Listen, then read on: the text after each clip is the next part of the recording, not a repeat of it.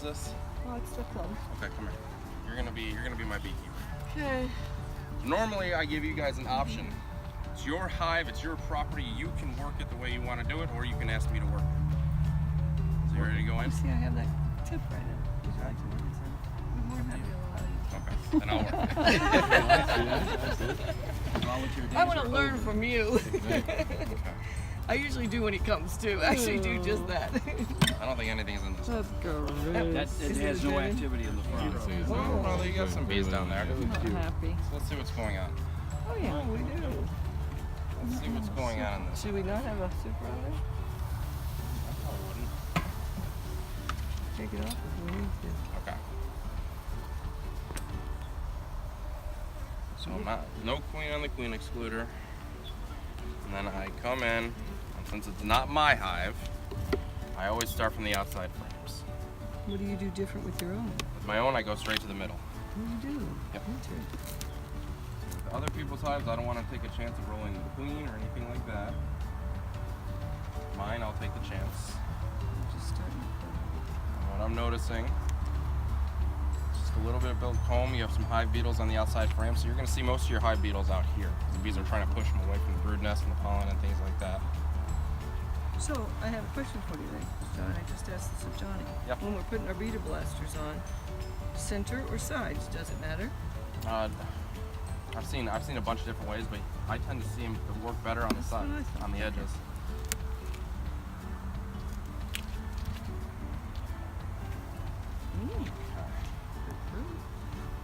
Oh, lots of brood.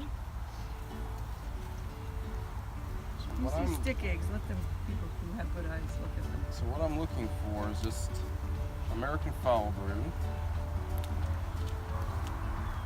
which I'm not seeing any signs or symptoms of. When I go into a hive, when I go into my own personal hive, just kind of an FYI, I don't ever look for what's right. If I can find something wrong, then something's wrong. I'm always looking for something wrong with my hives. That's pretty much the intent that I'm trying to get at. So if I can't find anything wrong with my hives, or a few things wrong, then everything must be okay. So when I'm going through my frames or anybody's frames, I'm pulling them out. I'm just kind of taking a look at the cappings to see if they look pretty much flat. I'm looking for eggs to see if you do have a laying queen or if she's been here within the past 3 days, which you do. I'm looking for any virus, any viral symptoms, deformed wing virus.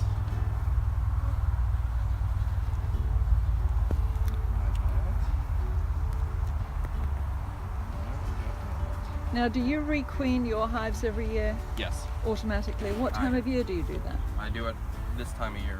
What I do is the queens that I buy, I requeen all my hives, but if I know I bought a queen from out of state and she's still doing good and I'm doing my splits, I'll keep her. Because I know where she came from. She's marked, she's my queen. I'll keep her in a split and I'll just replace, I just won't let them make their own. I'll just introduce a queen that I purchased. I'm not a fan of angry bees. I don't like spicy bees. Mm-hmm.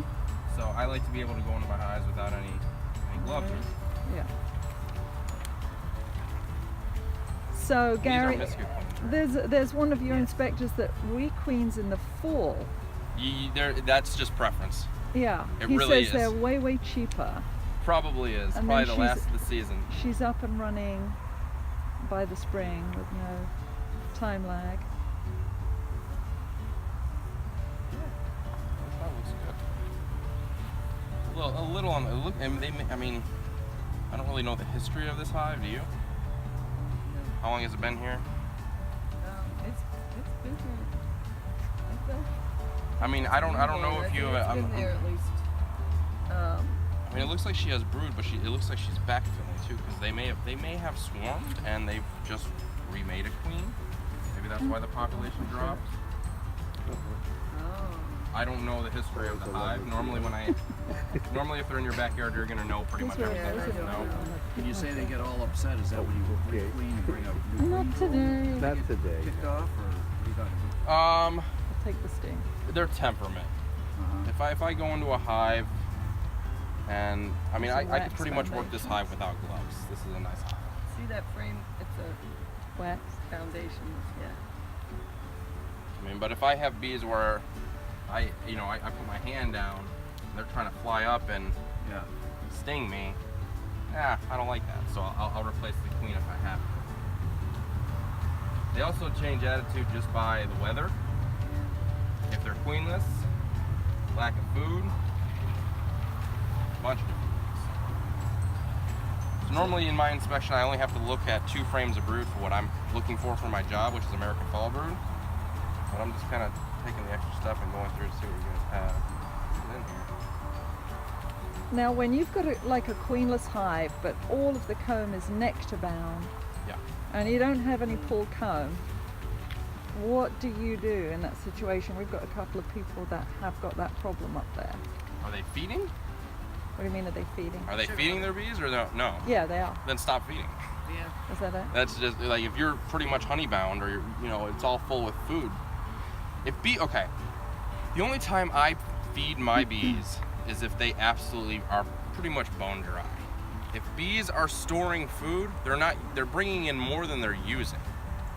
So if they're storing the feed that you're feeding them, there's no point in feeding them because they're just storing it for later use. I'd rather them go work and find honey. So the only time if I pull up a frame or if I pull up my bees, there's nothing in my frames, I'll feed my bees. But if there's food, I'm not feeding. They only store food for later use. So if you're feeding them and they're storing it, no. Even if it's not capped. Even if it's not capped, they'll still eat it. Because I found with sugar water I've been putting in, they're just storing it. Right. They don't need it. They're bringing in too much than they need to consume.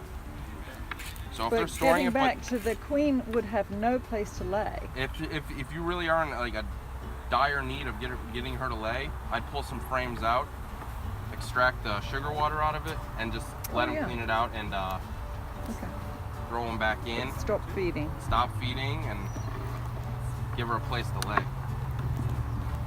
The only reason to feed is to fill those frames out, right? No. You can feed for them to build, to help them build. Your little plant growing in there. You can also feed, that was probably sitting on the ground. You also feed, when there's a dearth, which is lack of forage. Yeah. So if they, like me personally, honey is more expensive than sugar. So when I pull my honey, I pull all of it. I don't leave any for them. Okay? So when I'm done pulling my honey out of my supers, I'll put some of the honey back on and let them clean it out for me. And then I'll remove my supers because I have to do my treatments in the summertime. So normally this weekend, Memorial Day weekend, is when I always pull my honey. I don't have any this year, so I can't. But I'll pull it during the weekend. The next day I'll go lay, I'll put it back on the hives, let them clean it out, and then I'm taking my supers off so I can throw a mite treatment on as well. Because some of the treatments that I use, like Apivar, you can't use with honey supers on. So I'll throw a treatment on there for about 4 to 6 weeks, feed them if I need to, if they need food, and then once it gets to about end of August, September, I get a little bit of bloom in my area and they start bringing back honey in, I'll throw my supers back on. And then how in the often do you look at your bees? Me? Once every, 2-3 weeks. I don't go into them that much. Every single time you open a beehive, it takes them about 3 days to actually get back into working at regular routine. They have to regulate the air, the smell, everything. It takes about 3 days from going back in. So if you're going in there every 7 days, it's kind of over. 3 of those days are not working. They're just trying to get back to their routine. So that's why I try to extend it minimum. Our BMR says a minimum of once a month. So if you're new and you're excited and you want to go in your bees, I would stretch it to about every 10 to 14 days. But they know what to do. They know how to work. They know what they have to do to survive. You're going in there to see if there's anything wrong with them. Any mite issues, beetles, do they need food? That's pretty much what you're looking for during your inspection. So You don't have to look for the queen. If you see eggs, she's in there. Okay, if you can't see eggs, you can try to find her, but I generally don't try to find her anymore. You get kind of past that. The only time I try to find her is when I'm doing my rolls and stuff.